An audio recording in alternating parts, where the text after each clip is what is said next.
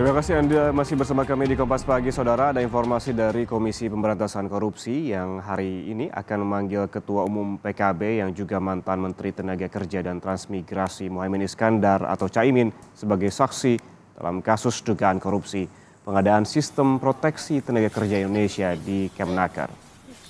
Ali Fikri memastikan surat pemanggilan terhadap Caimin sudah dikirimkan kepada yang bersangkutan beberapa hari yang lalu.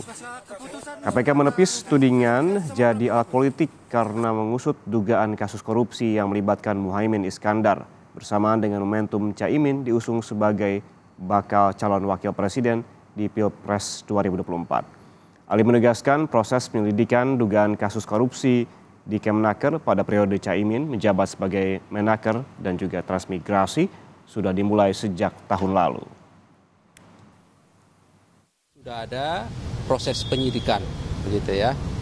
Yang itu dilakukan jauh-jauh hari sebelum kemudian ada isu-isu yang berkembang saat ini terkait dengan proses politik.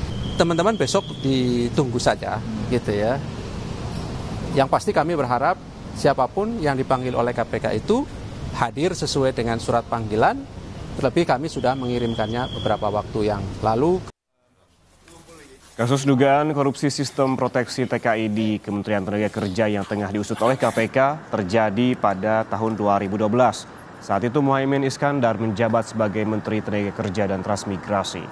Kasus ini terbongkar setelah KPK menggelar OTT pada dua pejabat Kemnaker Trans dan seorang pengusaha yang memberikan suap senilai 1,5 miliar rupiah dalam kardus durian. 3 orang ini telah ditetapkan sebagai tersangka.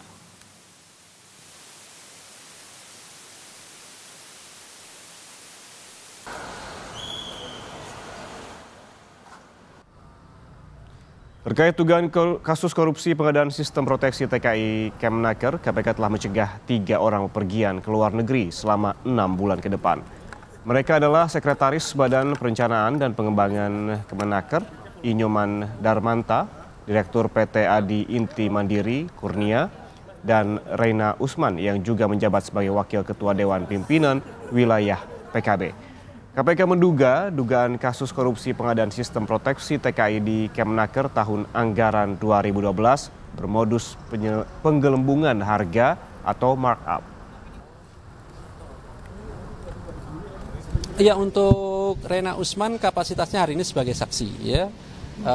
Hadir yang bersangkutan dan masih dilakukan pemeriksaan, sehingga kami belum bisa sampaikan apa yang menjadi materi dari pemeriksaan saksi dimaksud.